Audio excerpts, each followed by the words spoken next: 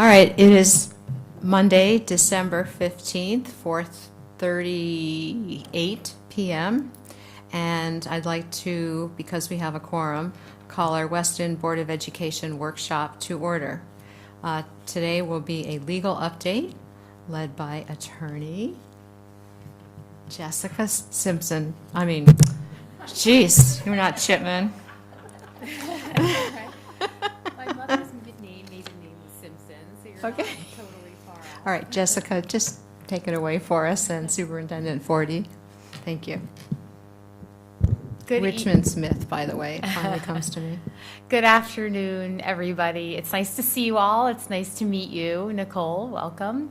I don't know that I would call it a legal update, although I'm happy to provide an update. This is more of a training, which is fine, but in the course of the training, I'm certainly nimble. I'm happy to answer any questions about developments in the law or changes in policies.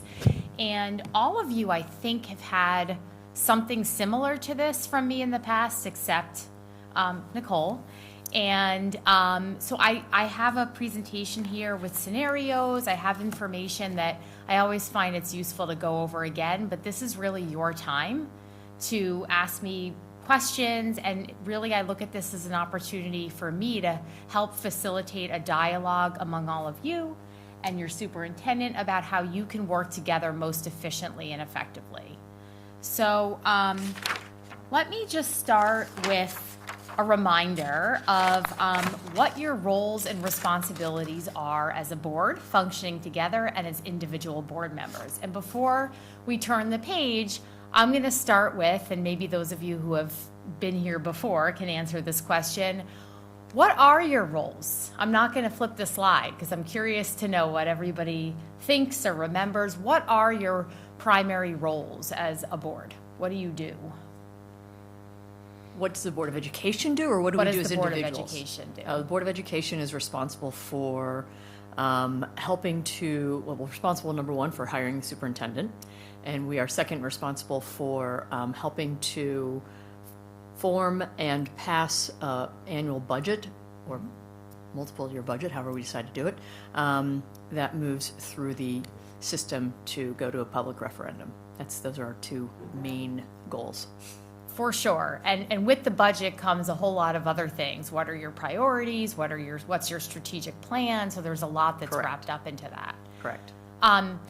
There happen to be a lot of other things that you do. And by the way, I want to start by saying that the Board of Education, this is a question, a little pop quiz. Are you an agency of the town of Weston, or are you a political subdivision of the state of Connecticut? I see you shaking your head. It looks like you know the answer. Yes. You are, the Board of Education is a political subdivision of the state. So what does that mean? That means that at your core, you're responsible for implementing the educational interests of the state. What are the educational interests of the state? Well, for the most part, they are the laws that are passed under the Connecticut General Statutes. They're mainly under Title X. So you're responsible for implementing and complying with those laws. Those laws require that you have a number of different policies on your books. And almost everything you do comes out of those statutes. So your funds come from the town, of course, and so your budgeting process requires that you work with the town, and there are other ways where you're required to work with the town. But for the most part, your responsibility is to implement those state statutes that pertain to education in the state of Connecticut.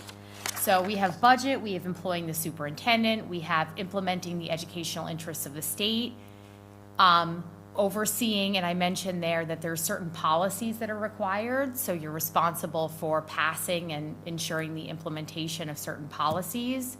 What else? There are a couple of other things that we haven't mentioned yet.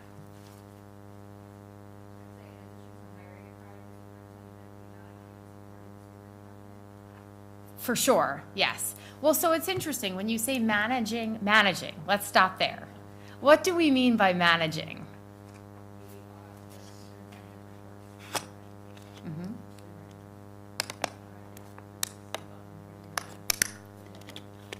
Okay.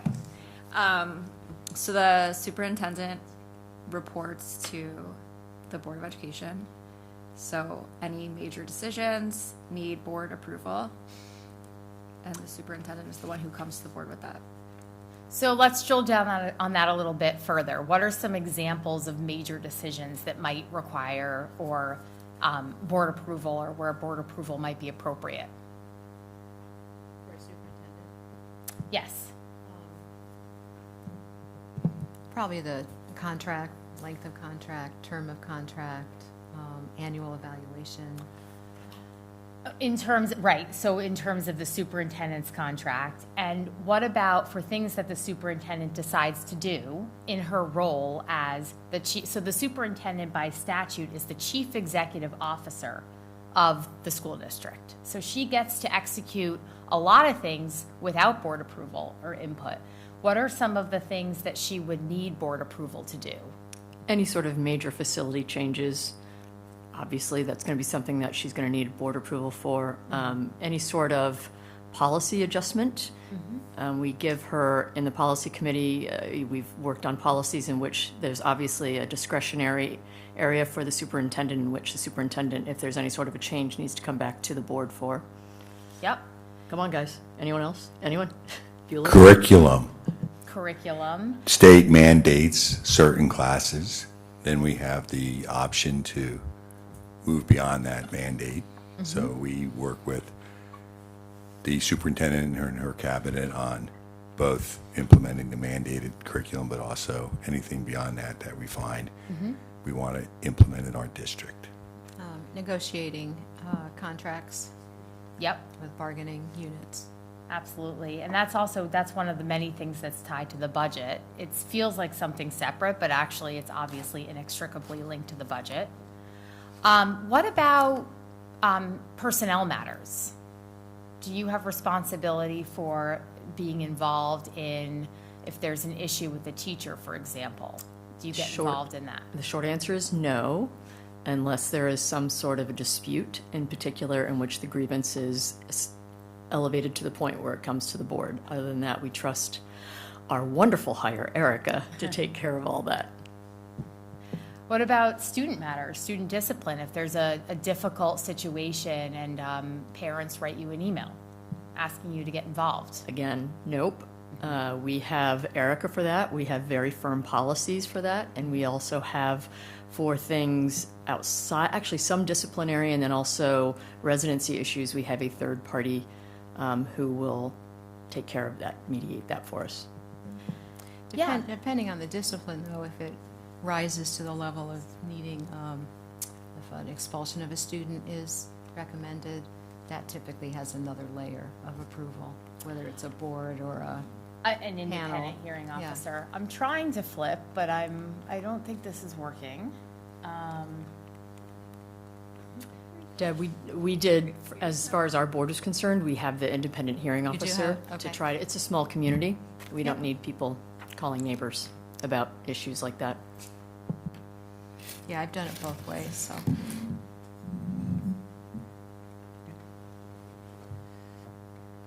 And Jessica, if it helps, we also have a packet. Yeah, well, I with- can certainly, Details. we can move on. You have the notes. So, yeah, we hit most of the big ones. I do want to mention a couple of others. One is, so we just started to talk about it. The board has a quasi-judicial role. And what I mean by that is sometimes you serve as the judge and jury in certain matters. And the reason why this is really important in terms of understanding your role is that this is why you can't necessarily get involved in certain things at the outset. Because what do judges have to do? They have to be impartial. What do students and employees have the right to in a public context? Due process. And due process at its core is all about fairness. And so it wouldn't be fair for you to know about something before you get to sit or you have to sit as the judge and jury in that matter. So those specific matters come up if as you mentioned, Sharon, if a teacher is recommended for termination by Erica, and the teacher requests a hearing before the Board of Education, usually the hearing will be held by an impartial hearing officer, but ultimately the board has to vote to accept or reject the impartial hearing officer's findings. So if you know everything along the way about that teacher, then it's very hard for you to sit impartially in that hearing if it comes to pass. Similarly, here you don't serve as the expulsion board. If students are recommended for expulsion, you have an independent hearing officer to deal with that, and you do not have to approve the independent hearing officer's findings. So, you don't have to worry about that. But there's another reason why you wouldn't get involved in student matters. Number one, it's not your role, as we said before. And number two, does anybody else know why it wouldn't be appropriate in general for you to know about student matters? Confidentiality. Right. Confidentiality, and it actually comes from a federal law, and the law is FERPA, Family Educational Rights and Privacy Act. So there may be times, and you probably have all experienced this, where you think that you should have been told about this or that, or why does your neighbor know about something? Why is it in the paper and you don't know? Well, I'm telling you why you don't know. It's for the due process reasons. It's for student confidentiality reasons. And I often work with superintendents who say, well, can I just give my board a heads up about this? And the answer is usually yes, but it really is just that. It's really just a heads up. This may hit the papers. We're dealing with a personnel issue. It is a teacher. I don't want you to be surprised. But if you don't get more than that, it's because Erica can't share more than that because of what I just said. Thank you so much. Community relations is another big one. Perfect. So, community relations. So I know you all have talked a lot about this and thought a lot about it, mostly through your communications committee, and you've done great work figuring out the best way for you to interact with your community. It gets a little tricky when, and I know we've talked about this, when you wonder, well, where is the line? How much can I share? What should I be doing? What shouldn't I be doing? We can talk more about that as we get into some of the scenarios. I'm also mindful of the time because this is a relatively short workshop. So I am going to spend most of this time on the scenarios that I've prepared and less time lecturing, but I want to give this really brief overview and reminder. You also will sometimes sit for grievance hearings, and I know you all just had your first one probably in a very long time, so you know all about that. And grievance hearings are, interestingly, they don't involve due process. Grievance hearings are really more of a function of collective bargaining, meaning you can all sit with your administration and talk about the operational impact of the administration's decision without worrying about the due process of the grievance, because it's really just a question of whether the contract was enforced. So sometimes you'll have to deal with that. And are you all familiar, this is a bit of the update part of this, are you all familiar with the new library policies that you're required to adopt? They currently do not have that policy in place. It's one of the new policies that's missing. Okay, so very briefly, the General Assembly passed a law this past summer requiring that all boards of education adopt 3 policies dealing with the collection, curation, and challenge of library materials and displays. And this came out of the book challenges that were coming up over the last few years. And Shipman, you all subscribe to Shipman's model policy, so we developed a model omnibus policy combining the 3 required policies. And the policy that we have is really taken directly from the law. So there's really no discretion there. But the reason I put it up here is that the board ultimately does have people who challenge library materials have the right to appeal to the Board of Education, but only so that the board can determine whether the process required by law was followed by the administration. So you're not going to have any substantive review capacity under this process, but that is something that may come up for you. It may not, but it may. So you'll probably see that policy come through when you look at it. Is that going to be the same as controversial, or what could be controversial materials in the classroom? Good question. No. So the new law is specific to libraries. So anything about the curriculum and challenging curriculum materials is separate. This is just library materials and displays. So we talked about the role of the superintendent. I want to skip right to the first scenario. So yesterday, the local paper published a front page story about a teacher employed by the district who was arrested for drunk driving. The article identifies the teacher by name and school. Parents come to the next board meeting, and during public comment, several of them addressed the board to express concern that this teacher must be fired immediately. A fourth parent who comes up to speak attacks the board for sitting there silently like bumps on a log and asks the board members what they're going to do about this bad teacher. So I know you all have been in the very difficult position, maybe not you yet, Nicole, but the rest of you have been in the very difficult position of sitting up there at a meeting and hearing public comment and feeling like, I really want to say something, but I probably can or I probably shouldn't. And I know we've all talked about this. So this is one of those situations where it's all over the news, hypothetically, and people are angry and you're just sitting there and you're not saying anything. So the first question there is that okay? Should you just sit there and say nothing? We can't say anything. It's a matter of personnel, and we can't have discussions about personnel outside of executive session. So we cannot say anything aside from the superintendent is addressing this in her role as a CEO of our administration. Your answer is correct. You can't say anything. There are additional reasons why you can't say anything. Does anybody know what the additional reasons are? Say one of the reasons would be FOIA, so you have to be careful about what you say in a public meeting. And so you don't want to reveal information about what's going on in the investigation in a publicly recorded meeting if ad hoc conversations coming up. Yes. So let me expand on that. FOIA, yes, for a little bit of a different reason than you say. So number one, yes, if it's an ongoing investigation, and even if it isn't, what I said before about due process is really important because you're not supposed to know anything about this. Maybe you do, but if you do, zip it. Don't tell anybody. You really shouldn't be talking about it with anybody, but you really aren't supposed to know anything unless and until the matter comes to you through a hearing or it's resolved and it's discussed in an executive session.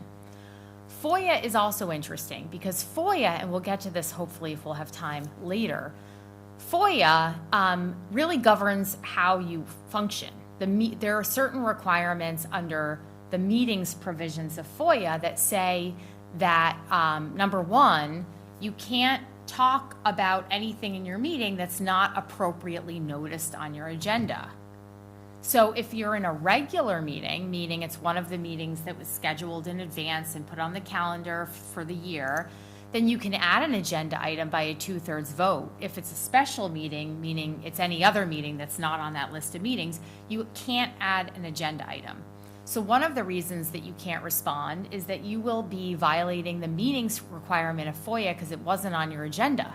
If you start getting into a discussion about something that isn't noticed, now you could certainly vote to add it to your agenda, but the reason you wouldn't do that is everything else that we've been talking about, that you really shouldn't be discussing it for due process reasons. Confidentiality reasons, personnel don't necessarily have a right to confidentiality per se, but be careful about defamation because there can be, civil liability for things that you might say in public. So all around, not a great idea, and you really can't say anything. Can you reassure the public that you will fire the teacher if she's guilty as charged, whether it's in the meeting or if you get an email or you put out a public message? No. Why is that? Because if they are convicted of drunk driving, it depends upon what the specific policies are within the district as to whether or not that is a fireable offense. Something that took place outside of their job may not, it's dependent upon whether or not it's a fireable offense. Yeah, and just to add to that, and that's perfectly said, because you don't know yet. You cannot predetermine the outcome because that's a violation of her due process rights or his due process rights or theirs. And even if you said it and didn't really mean it, that could be used against you. And teachers can bring a claim in federal court for a violation of the 14th Amendment. You are living and breathing federal constitutional law here in the district. So you do have to be mindful of that. And First Amendment, as I said, there's defamation issues. Can you, at some point though, can you explain to the public the process and what the board's role is in it?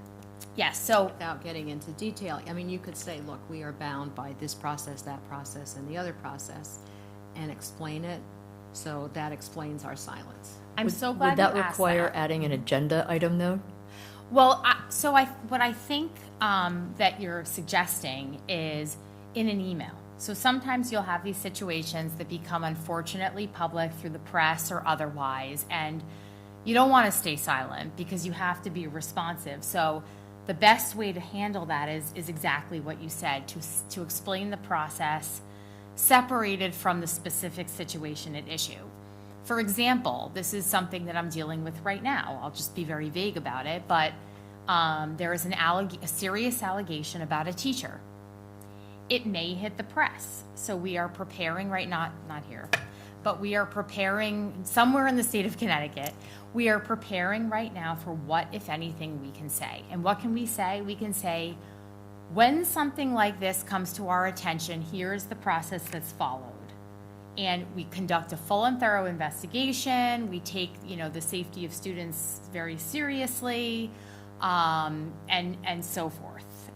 Here's what we've done so far. So-and-so will be covering the class. So talking about process in general is okay. But, those emails are very carefully crafted and they're not very satisfying because they don't have a lot of content, but that's why. Sorry, can I have about the second question? Is another answer to that no, because it's not the board's responsibility to fire the teacher, it's the superintendent's, if the superintendent determines? Well, so good question, and that's where it gets tricky under the law. So section 10-151 is the Teacher Tenure Act, and that's the law that governs the process for terminating teachers. That process involves, number one, it's an investigation, it's a opportunity for due process for the teacher, and then the superintendent makes a recommendation to the board. So the superintendent is not actually making that decision. So the superintendent makes the recommendation to the board, and then the teacher has the right to ask for a hearing before the board. Usually that hearing is before an impartial hearing officer, but then ultimately the board decides. That's only true of certified staff, meaning teachers and administrators. Everybody else, custodial staff, administrative assistants, the superintendent does make those decisions. So that's a really good question, but it just so happens that with teachers and administrators, it is your call. Okay. Most of these things don't even get to the board because they're resolved. Also, just as a flip side, the way that that's worded, can a board member reassure the public that the board will be fired if the teacher is found guilty as charged? One board member can't speak on behalf of the entire board. We'd have to have some sort of executive session in which there's an agreement, and then it would be up to the chair to speak on behalf of the board to make any sort of reassurance like that. So, well, that's another good point that I'm going to jump on and just emphasize at this point. So we were going to talk about what's the role of individual members and what can individual board members say and what can't you say. And so you're absolutely right that an individual board member has no power, first of all, in their individual capacity. You only have power as a member of a team, and your team is the board. But when you're communicating with the public, which you can and should do, right, it's important that you not make promises on behalf of the board. It's important that you not make representations unless you've been authorized to do that by the board. You can explain action that the board has already taken. You can reassure the person you're speaking with that the board is going to address a matter at the next meeting because it's on the agenda. You can express empathy. You can express warmth. You can say, I hear you. But the communications committee has worked on some responses that can be shared. So those of you who are not, I don't know if those are still active or if they're being revised or revisited, but that's a challenge, I think, for a lot of board members is how can I be responsive to my community members without crossing that line into, well, now I'm kind of going rogue. So I'm glad you brought that up, Sharon. Thank you. And then, we've already kind of covered this, but what can the superintendent tell you about the situation? So now people are out there, you've got 20 people who have now talked to you about this and are worried, and you want to know from your superintendent, what is going on here? Can she tell you anything? No. It's not her fault. I'm here to tell you, it's not her fault. As I said, most of these matters, fortunately, are resolved, and usually we have separation agreements with employees in these situations, and if there's some reason for the board to hear what happened, then you can convene in an executive session to talk about it, and the individual who is the subject of the executive session does have a right to make that executive session public. That's a part of FOIA. So there's that piece of it. Usually they don't. The other piece of it too is if for whatever reason it's important to bring the board in and really let the board know something that's going on that's a live issue, and this is very rare, but sometimes the superintendent will pull in the chair for a conversation, but then if the matter eventually goes to a hearing before the board, the chair would have to recuse herself because she will have known about the matter as it was unfolding. But that's also an option. Okay, scenario 2. You run into an acquaintance at the grocery store and she complains that her son, who is in 9th grade, has been bullied mercilessly in school. The parent reports that her son has also been the victim of racist taunts, which usually happen during swim practice, which is especially concerning to you as your son is also on the swim team. She's concerned that nobody is doing anything to stop this. Of course, you want to help her, so you review the board's policies and notice that at least 2 may apply here, namely the Connecticut School Climate Policy and the Non-Discrimination Policy. You email other board members and share what you've learned, asking for their feedback on what to do next. So let's unpack this. In hindsight, we'll start with this first question. Was it a good idea to email the board? Why or why not? Because that'll constitute a meeting if they start responding back to you. And then you have FOIA requirements. Yes. So just as a reminder, under FOIA, I mentioned before that FOIA governs everything you do as a board from a meeting perspective. A meeting can be a series of emails among or to a quorum of the board. So that's why it's very difficult for you all to get anything done other than by sitting around this table talking, because you cannot have a quorum, you cannot have a discussion among a quorum of board members over text, over email, over phone call, over meeting, some meeting that's not noticed. So that's absolutely right. Sometimes in my capacity as counsel, I will email the board to say something, and I will write in bold letters, please do not reply all. If you have a question, please call me or email me individually. Similarly, you also can't have a meeting kind of serially, meaning I call Michael, Michael calls Lisa, Lisa calls Nicole, Nicole calls Peter, Peter tells, and on and on and on, because trust me, you don't want to be before the FOIA commission explaining how this all went down. So you can't, it's not a good idea to email the board. What do you do with this information? Somebody's come up to you, this is really serious, it's really worrying. What's the right way to handle it? So I would tell them to go to the superintendent I would tell them to go to the superintendent about it, I think is what the official answer. Given my background, I would say I know within the school district we have the say something, the anonymous say something. I don't remember the official term, but you could make an anonymous tip that could be investigated, which would be something potentially to do. But I would say probably share with the superintendent. I would probably encourage the parent to say something to the principal, and if the principal doesn't resolve it, then to go to the superintendent. I'm not really sure what we could do as an individual board member. Great answer. So, perfect answer. The tip is an interesting one, although it's not wrong. My advice though would be, if you have received this information as a board member, I would tell the superintendent. Because now you know this, you want to make sure that you pass it along.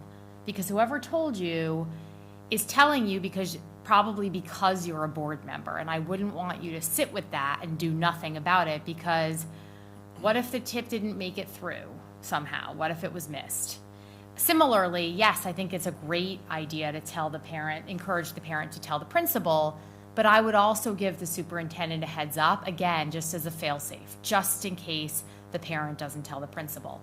I would not recommend you telling the principal, because generally speaking, you shouldn't be communicating directly with administrators unless you're in your role as a parent. But as a board member, you should communicate with Erica, and she can deal with it from there. So this is an example of one of those things where we talk about, what your role is versus what is the superintendent's role. Your role is not to get involved in things like this, but just to simply pass on the information to those who are supposed to be handling it. Can I add something into that? Yeah. So yes, absolutely, we as board members should reach out to Erica, but as board members who are dealing with parents who might be upset with this, we also have, each school has a chain of command as to who to contact, and you need to make sure that the parent is going through the correct chain of command, because, for example, this would be on the swim team, so the first thing that the parent should do is reach out to the coach, and then if the coach isn't handling it, then they can reach out to the athletic director. If the athletic director isn't handling it, then vice principal up to the principal. So you just have to make sure that the parent, we as board members, are directing the parents to follow the right chain of command, and each school's chain of command is also listed in our website, so we should direct them there in case you have questions. But specifically, that's what I would do. Great idea. That's the advanced answer. I would say if anybody forgets to direct the parent to follow the chain of command, then I would say your principal should be saying, okay, thank you for this information, here's the chain of command. But absolutely, if you happen to know it and remember that, that's terrific. That's great. Otherwise, yes, hopefully your principals will be pointing them to that chain of command.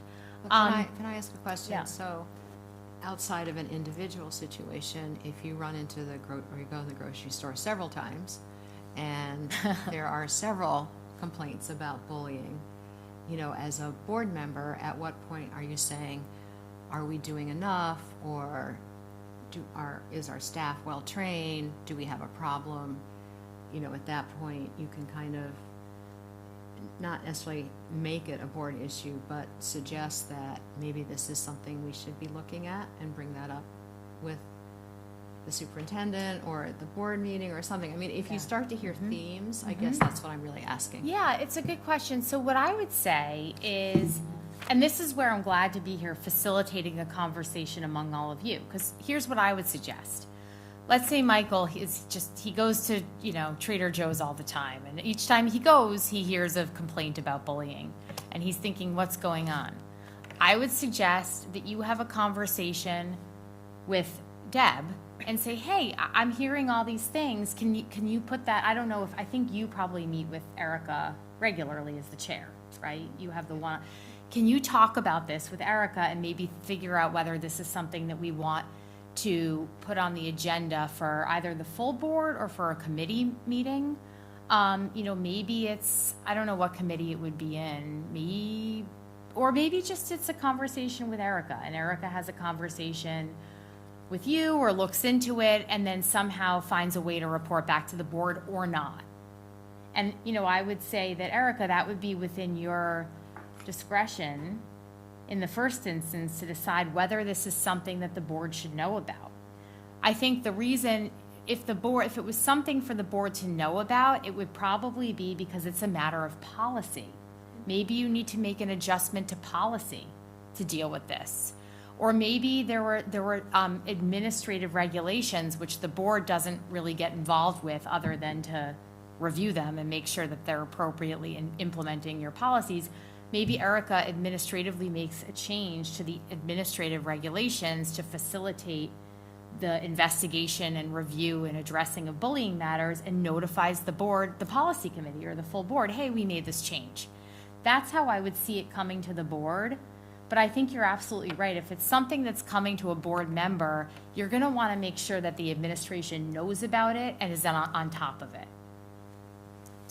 Hey, Jessica, quick question for you. So extending that example, if you are happening to go to this store and running into people all the time that are complaining about all of these things, and maybe it's the same topic, maybe it's different topics, I'm assuming there's no, per se, duty to report on our behalf, meaning every, complaint that comes to us from someone, I can't imagine that there's a requirement in any way that we are pinging Erica, on a weekly basis with all of these complaints. Good question. I would say if it's an allegation of abuse or neglect, you should be reporting it.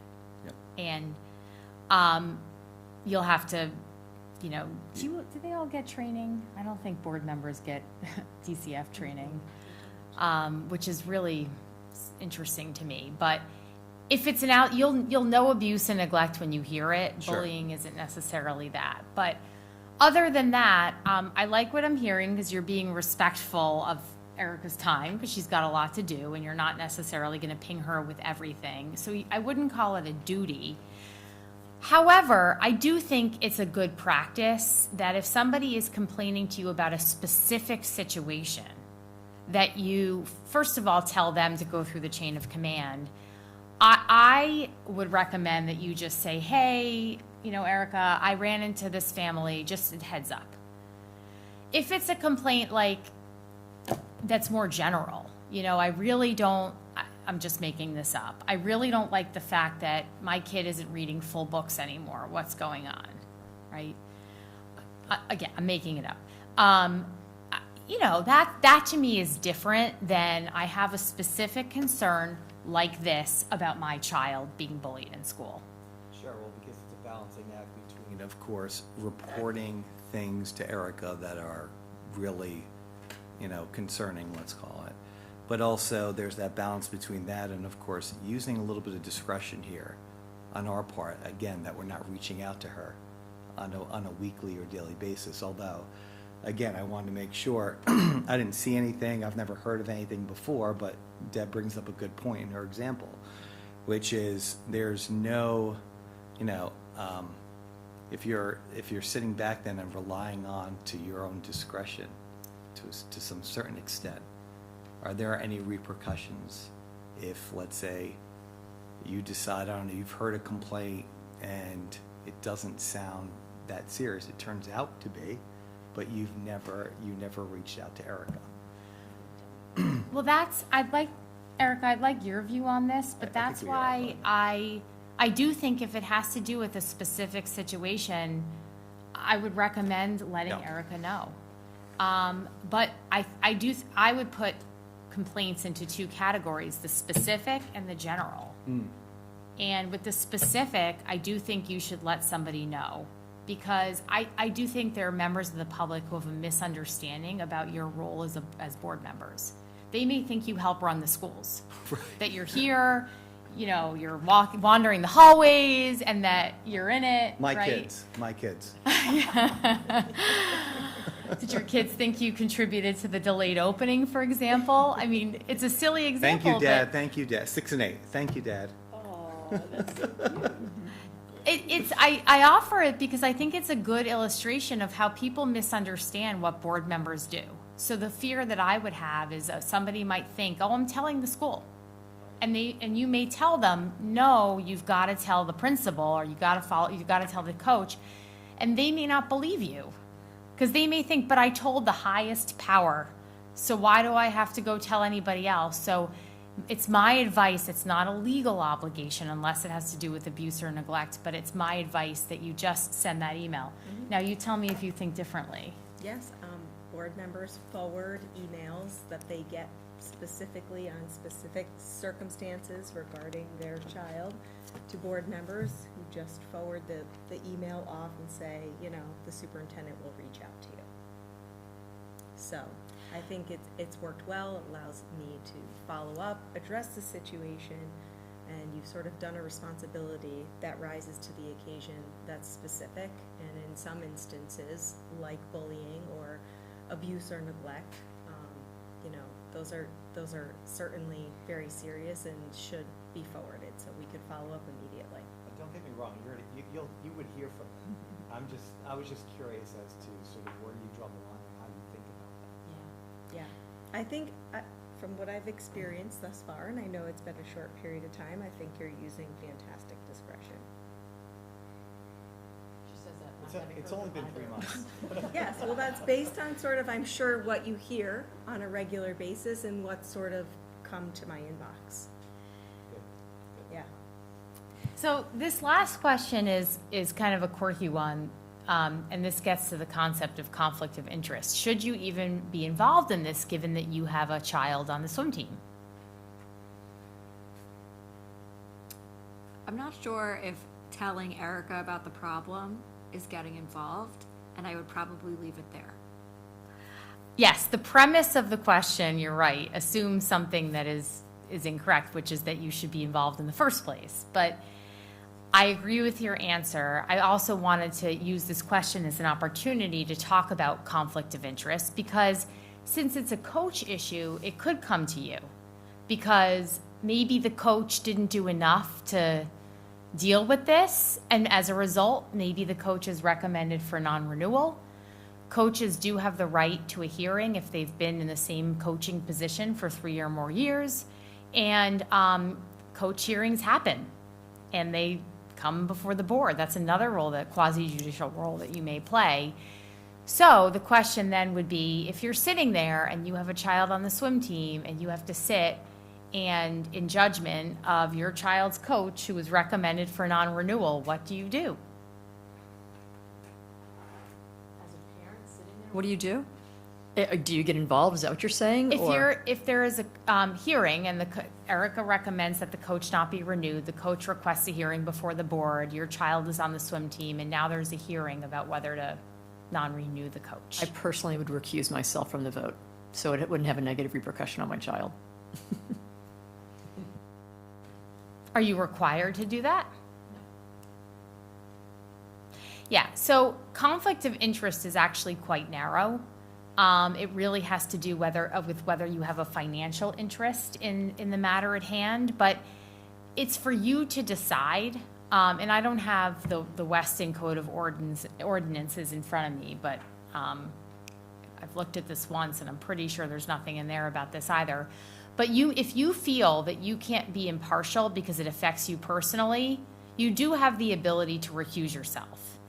What I would say is just be careful, because if I would exercise that discretion conservatively, meaning don't do it too often, because you do have a responsibility as one member of a relatively small board to serve as a board member.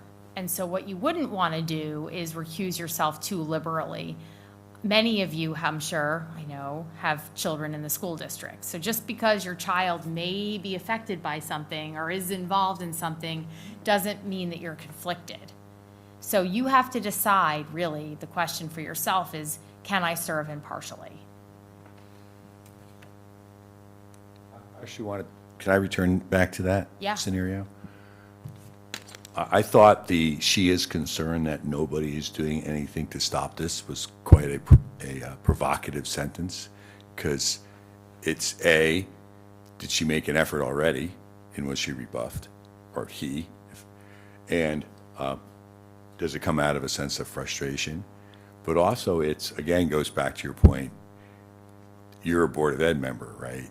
This is like, you work for me, fix this. Mm-hmm. So it's sort of like the manage the parents question, right? Where in a sense, one must be explicit with, this isn't the role that I have in this capacity as a board member. The role is to protect all the students and to advance their education, and those that can do that will be, if not informed, will be informed. So go through the process that Sharon had said, but in a sense, I'm not your guy. So I'm so glad you said that, because that's a really good talking point for all of you to remember as you're dealing with these situations, which is just that. Like, look, thanks for letting me know. I want to let you know that that's actually not my role as a board member. I don't get involved in situations like this. However, right, and then you pivot to everything else. That's perfectly fine for you to say in whatever way you feel comfortable saying it. And I know that many board members do say things like that. So thank you for bringing that up. And that's another reason I think to tell Erica that sentence, because we don't know if the coach has been told and is doing nothing. We don't know if the principal has been told and is doing nothing, or the athletic director. Those are things that should be, looked at. Okay, so we talked about the role of individual board members. One thing I wanted to highlight, and we talked a little bit about communication norms, is so confidentiality is a really big one. And this goes to the point we were just talking about, which is you're having conversations often with community members about different things. And part of your role is to be good listeners. That's one of the reasons that you serve on the board, is that you hear what the community has to say.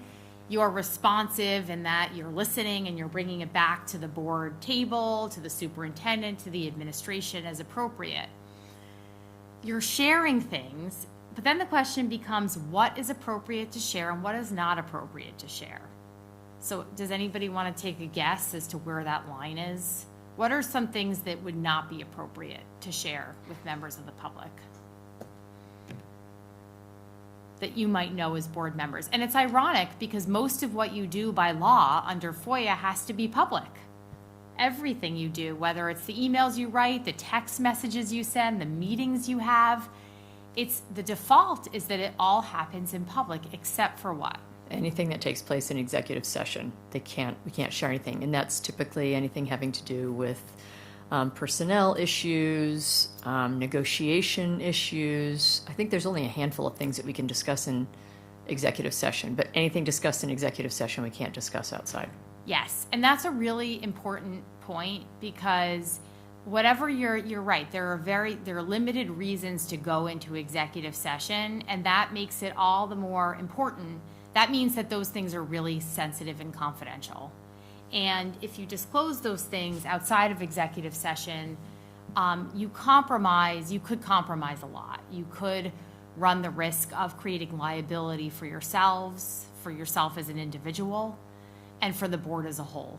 So the reasons to go into executive session are, as you said, personnel matters. Negotiations, actually, it's interesting, that's not even considered a board meeting, it's private, but it even falls outside the definition of meeting under FOIA. But collective bargaining is confidential. Attorney-client privileged advice. So if there's an issue where counsel has to provide you with advice, and you go into executive session to discuss it, then you waive the privilege, the attorney-client privilege, if you share that outside of executive session. Security. Discussing security plans. That's another reason to go into executive session. For obvious reasons, you would not want to share security information publicly. FERPA, student confidentiality. You might go into executive session to discuss, probably pretty rarely since you don't preside over expulsion matters, but if for whatever reason there were a student matter that the board had to discuss, you could not talk about that outside of executive session. There are other reasons too, but those are the big ones. I would also add, when we publish our agenda, there are attachments, but sometimes agenda items, you have some forethought, you have some foreknowledge of some of the details, and because it's not published as an agenda item nor an attachment, you shouldn't share your foreknowledge outside of the agenda, because it's sort of confidential to the board or to members of the board that this will be discussed under the appropriate situation of a public meeting. Interesting. See, can you just say more about that? Can you give an example? Meaning, there's published material before a meeting. This is not published. This is beyond the published material, so it's conversation or foreknowledge of events to happen, but the public doesn't have the benefit of seeing an attachment. They'll hear about the event as the meetings proceed. Okay. So it's sort of, you have inside, it's like inside trading in a sense. You know it's going to happen next, but only you at the board knows this. That shouldn't be shared outside of the board members before it's actually publicly discussed. She wants an example, though. I kind of want an example, too. Because it sounds very cryptic, and I don't want people to think that we're not being transparent. Right. So an example could be board assignments. Board assignments? Board assignments. If you have foreknowledge of who's going to run what committee, but you share that foreknowledge to the public before that's announced in a public scenario, you actually have broken the integrity of the board. So you have to be very careful what you say to people when you say it. It may be said with great intention, but it still breaks the integrity of the meeting and the board knowledge. So that's not published, but it will be discussed. I see. All right. I have to excuse myself, unfortunately, because I'm learning a lot still. I think this is our third or fourth go-around on this, but I have a business meeting I have to attend. Of course. So it won't break the quorum of the meeting, but I'll try.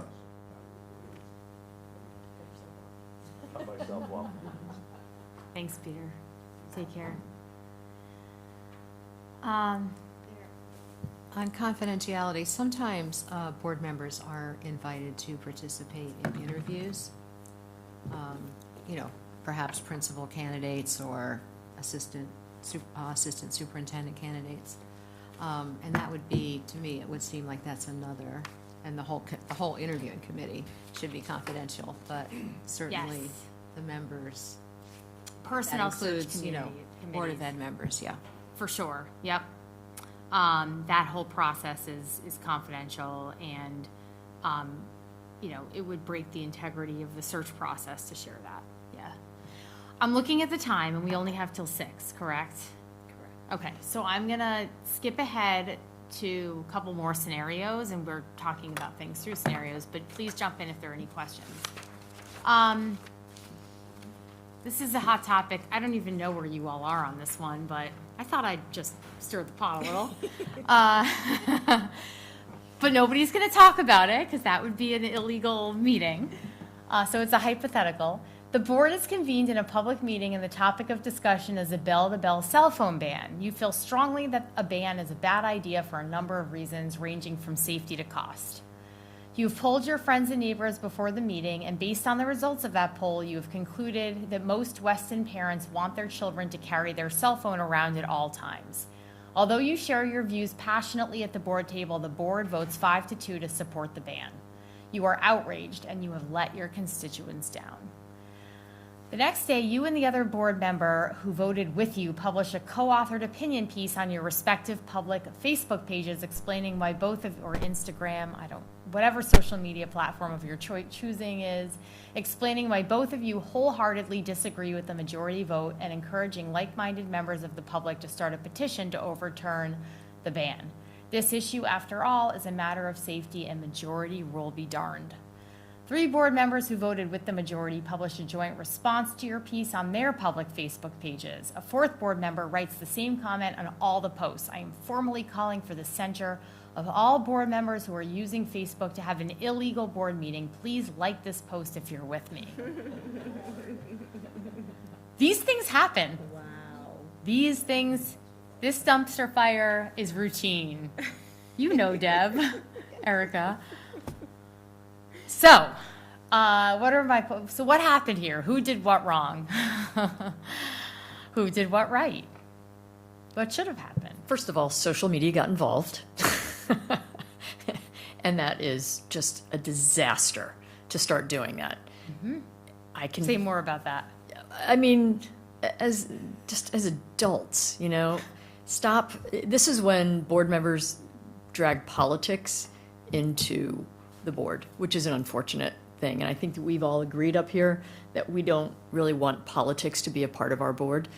And for the most part, I think we're successful. It does creep in once in a while, but I think for the most part, we're all on the same page.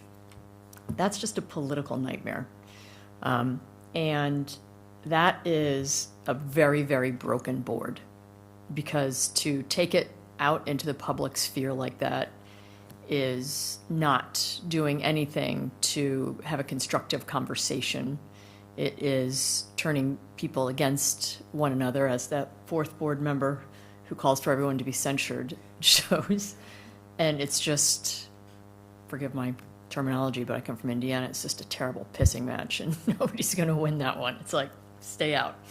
So there's just, everything is wrong about that scenario. Yes, that.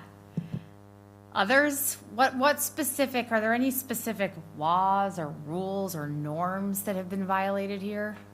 Other than the Common norm sense. of decency and common sense?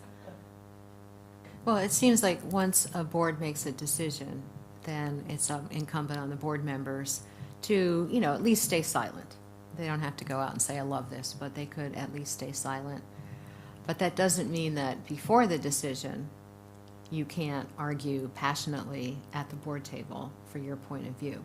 So you shouldn't give up your opinion before the vote, but once the vote happens, it seems good board practice to, just say, okay, and live with the board decision, even though you don't love it. Exactly. It's, the whole point here is that your opportunity is at the board table during the debate of an issue to voice your opinion as vocally and as passionately as you want. In fact, you should. That is your responsibility, to try to convince your other board members, just as they're trying to convince you. That's your chance to speak. But then if you're outvoted, you're done. You're done. You had your chance, and you may be on the other side. The next time you may be on the winning side and, in the opposite position. So that's exactly right. It is the responsibility of the board members to live with whatever the final vote is, knowing that you have engaged in a deliberative process to come to that conclusion.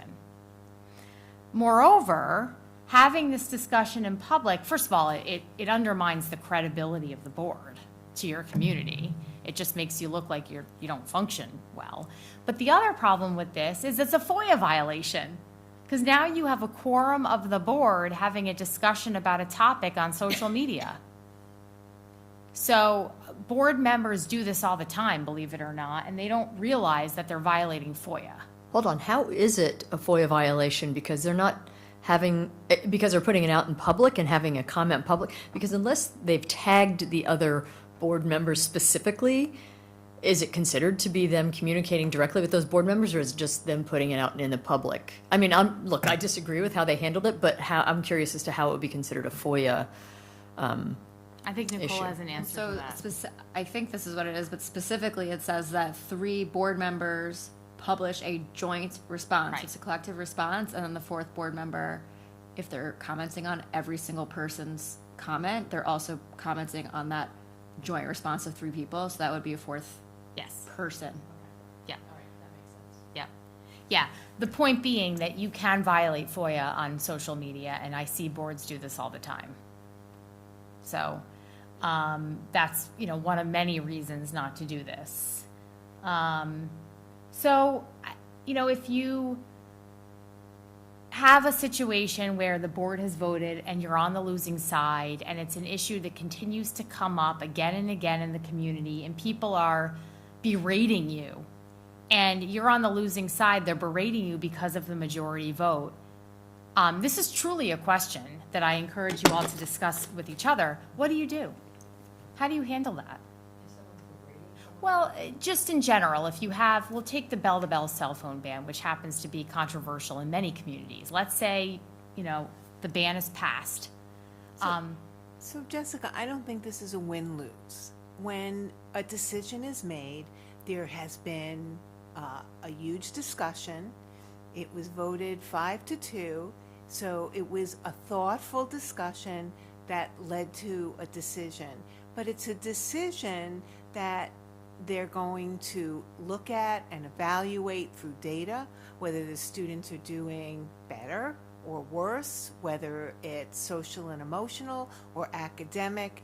And if it's not working out, it certainly can be revisited again. It's not win or lose, it's we're looking for our students to accelerate, whether socially and emotionally or academically, and we revisit it multiple times during the year.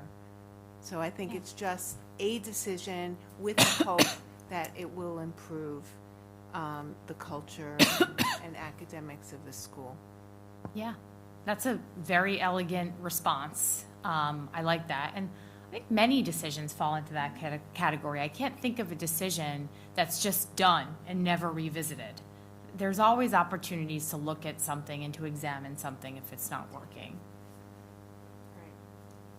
That brings me to a question.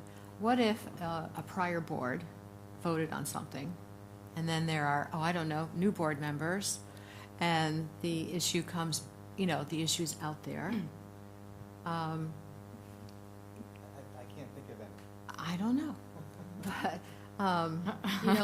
is there an obligation once a board votes to do something? It's not as dramatic as the cell phone thing, but if there were, all right, I'll use an example that doesn't exist, but the topic is relevant, that say the prior board said, you know what, we're going to have 4 schools.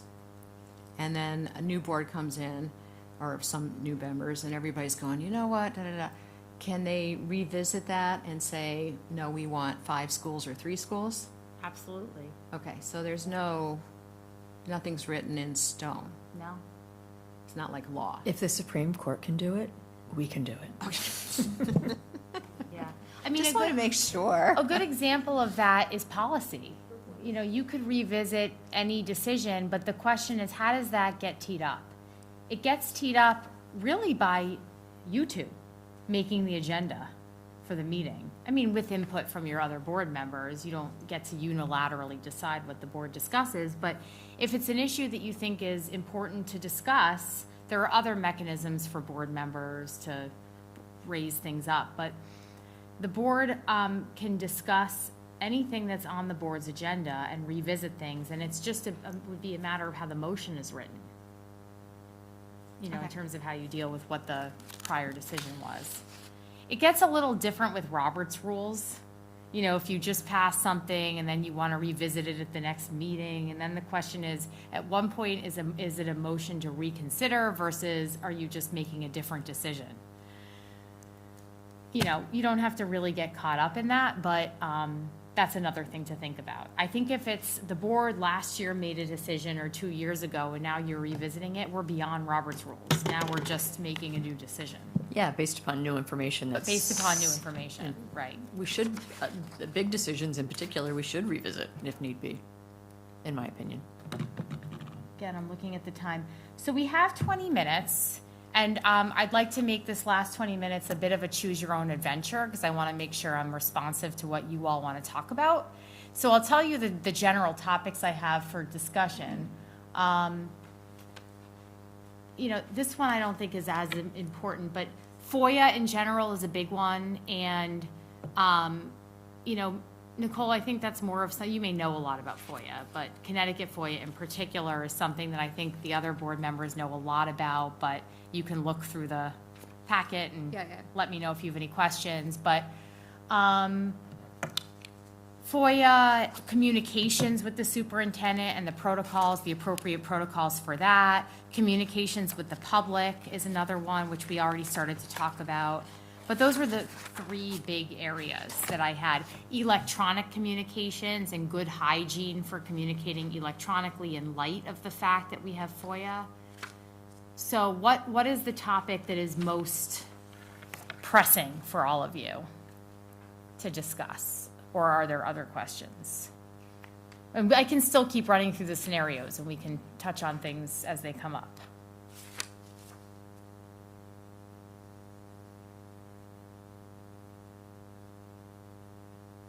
I think for me, it was a confidentiality issue, making sure that the board understands the importance of confidentiality. That, for me, was something that I think needs to be driven home here. Yeah. I had a question about, we don't want to be a political board. On the other hand, is there a difference between a political caucus and a Board of Ed quorum and a Board of Ed meeting? How does that, what's the interplay there? Yeah, good question. So yes, a caucus is defined in the Freedom of Information Act as communications among members of the same political party. We have no independence on this board, so we're good there. We don't have to go over those quirky rules. But members of the same political party can speak with each other, and it's considered to be outside the purview of a meeting. You can just talk. You cannot include a member of another political party and have it be a quorum, because that's a violation of FOIA. Committees, I'll just continue along this trail.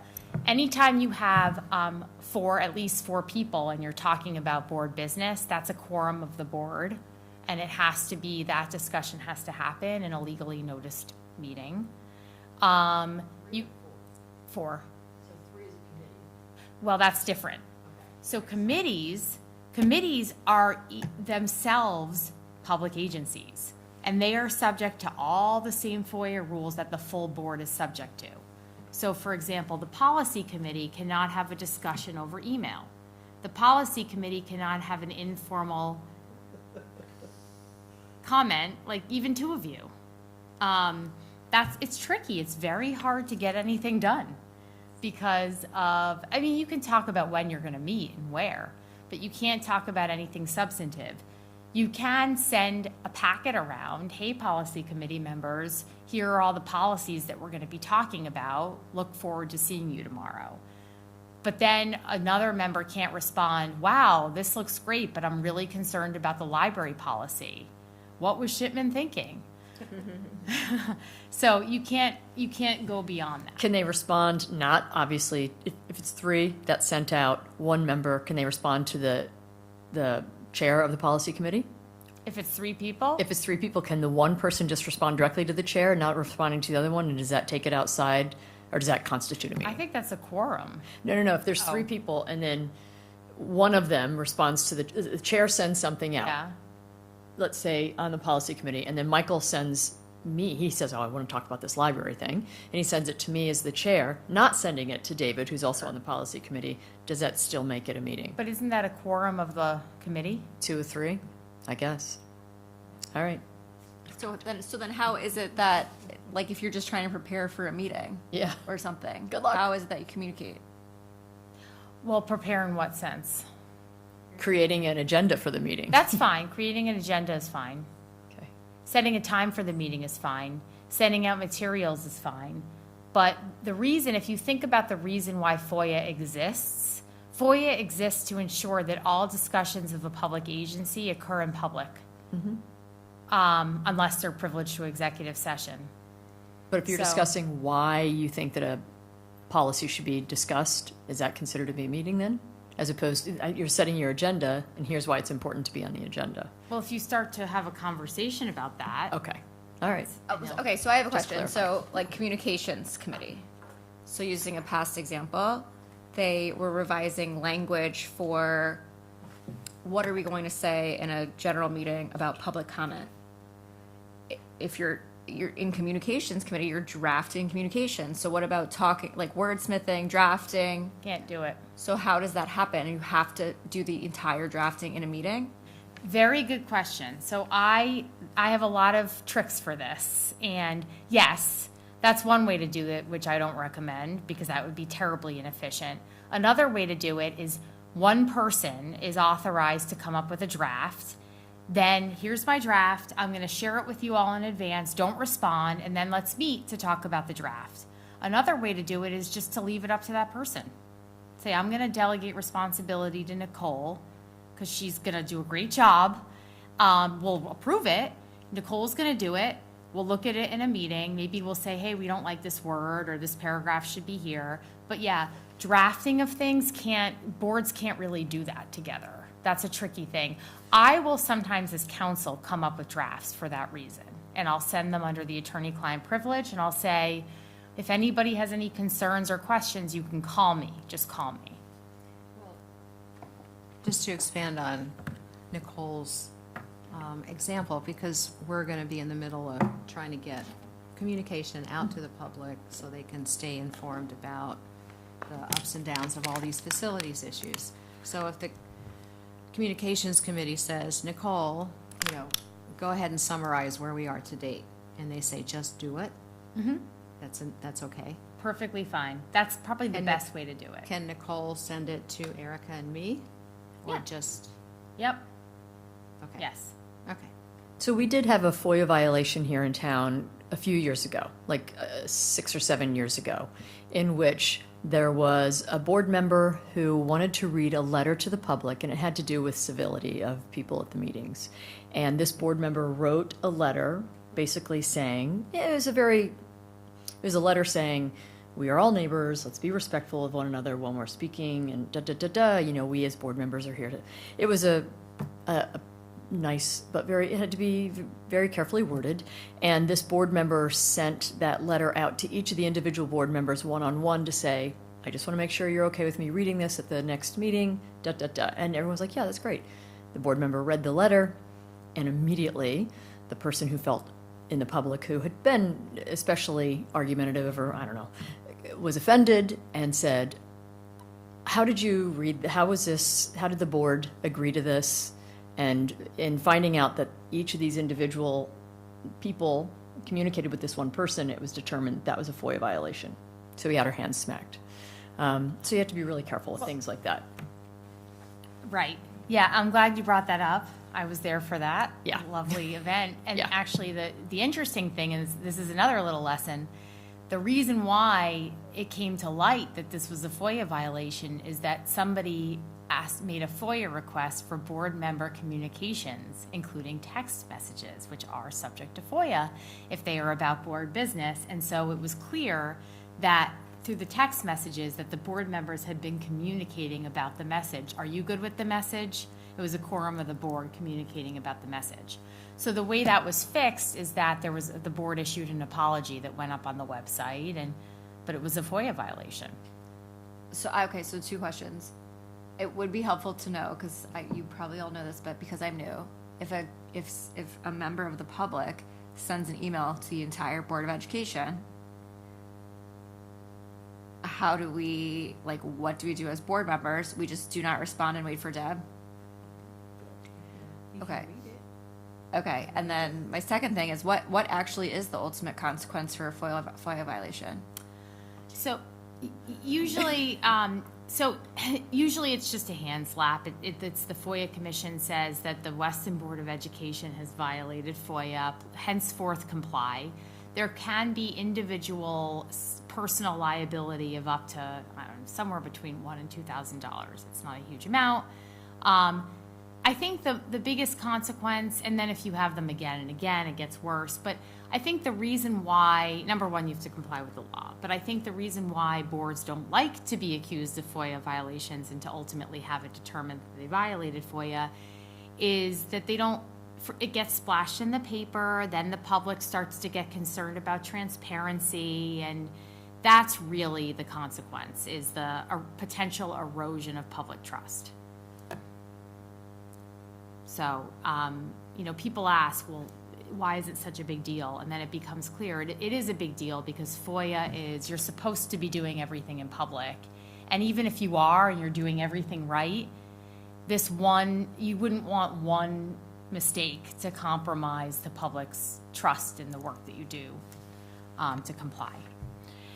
So these are all really good questions. These are the persnickety rules of FOIA.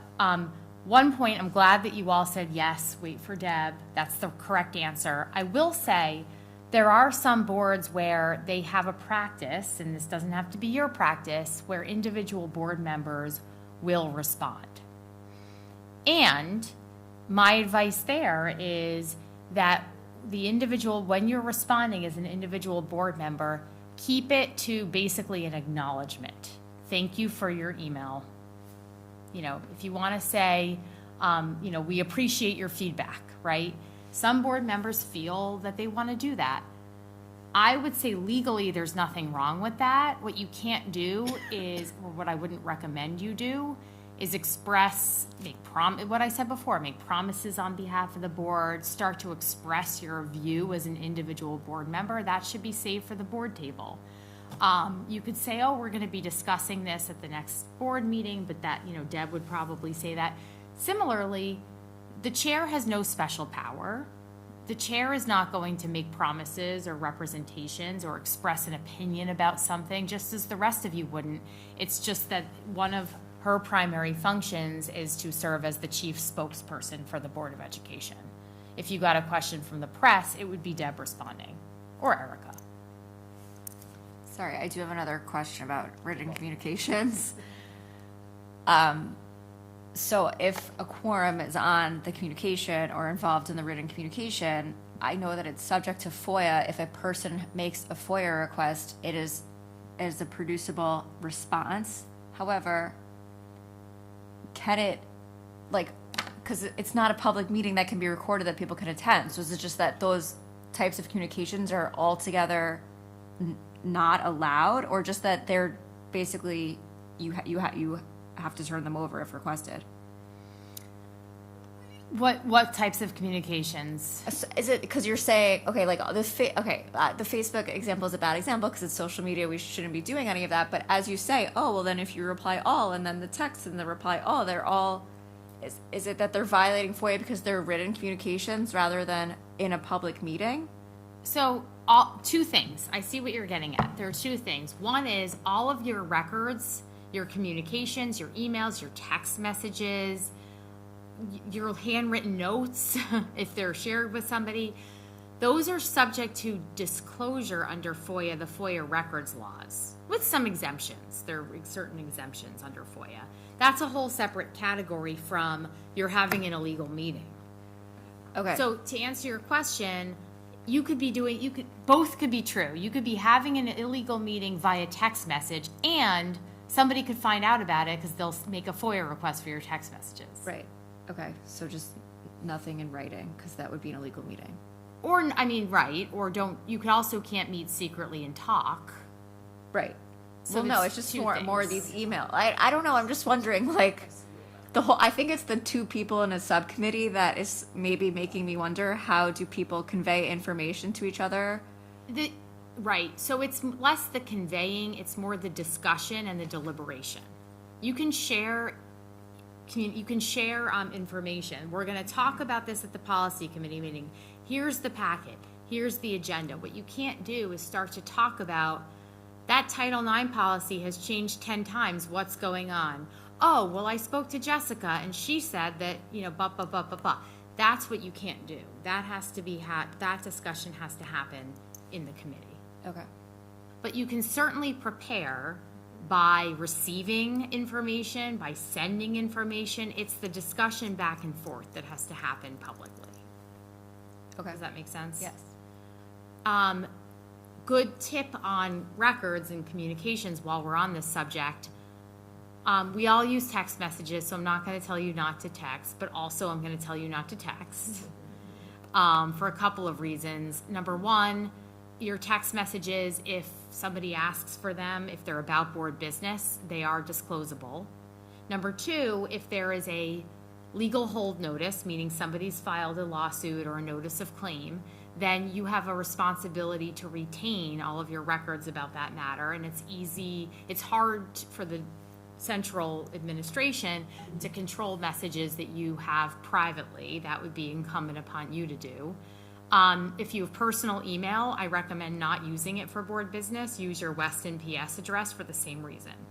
So if you're going to text, I would suggest limiting it to where's the board meeting, how do I find the library, what time is it, I'm running late. Done. But I understand people need to do what they need to do, but just think about the fact that your messages can become public. How are we doing on time? 2 minutes. Last words of wisdom. Let me think for a minute. Does anybody have other questions? These are really good.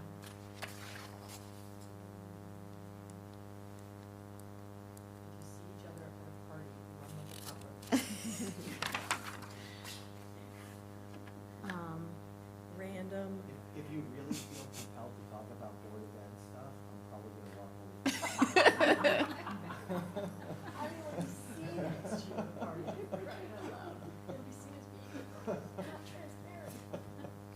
So Jessica, Is it okay, again, I'm going back to these facilities things, we'll probably have some meetings where we need to invite people from the town to talk, whether it's the first select woman or the town administrator, or even have a tri-board meeting. So there are probably, I'm sure there are special instructions on how to set up a tri-board meeting. But we could ask a member from any of the other town boards to come in and talk about a specific issue that's on the agenda. Absolutely. Okay. Yeah, you can have guests, that's fine. Tri-board meetings, the simple answer there is that if a quorum of each of those boards is present, they each have to notice the meeting separately. Okay. Thanks. The last thing in the last minute I wanted to share is just protocol in terms of asking the administration for information, and I won't go through this scenario, but the long and the short of it is just be judicious about the information that you ask Erica and her cabinet to provide, because it can take a lot of time depending on what you're requesting. If it's something that would take a lot of time, but that the full board thinks is important, then the board can decide together. You could vote, we want the administration to prepare a report on X. I would say, we talked about this before, but in general, I would not recommend that you approach anybody other than really Erica. Certainly not principals, probably not Julie directly, but that's up to you all. But Erica can kind of manage, who needs to provide the information. And then I would say that whatever is, if Lisa asks for something, that Erica should supply it to everybody so that every board member is operating with the same information. That was the point of that scenario. And if you have a different view, then, this is not a hard and fast rule. This is just kind of a best practice. yeah, no, that's a definite and something I've done in the past. I was trying to keep you on time, but I'm happy to did. stay or answer any other questions.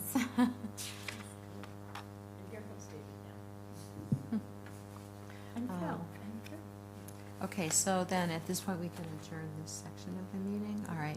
But first, I want to thank you, Attorney Jessica Richmond-Smith. I am so sorry for messing up your, having like a brain freeze at the beginning. But anyway, I do thank you, and you've been excellent counsel.